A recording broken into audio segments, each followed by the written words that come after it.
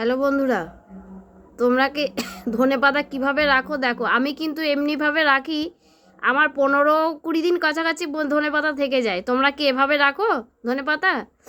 দেখো, আমি সামান্য অল্প একটু জল দিয়ে একটা যে কোনো কৌটোতেও রাখতে পারো, বা এরকম একটা হয়তো গোড়াটা ভিজিয়ে দিলে এরকমভাবেও রাখতে পারো। দেখতেই পাচ্ছ ভেতরটা কেমন ঘাম হয়ে আছে, কিন্তু ধনেপাতাগুলো তোমাকে খুলে দেখাই কেমন হয়ে আছে।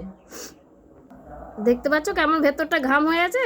দেখো প্লাস্টিকটা আমি খালি জাস্ট খুলে দেখছি কেমন, দেখো টাটকা, দেখেই ভেতর থেকে বোঝাই যাচ্ছে। এ দেখো,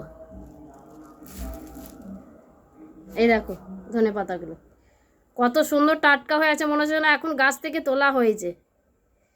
একটুও কিচ্ছু হয়নি ধনে পাতাগুলো, দেখতে পাচ্ছ একদম ঝরঝরে পরিষ্কার,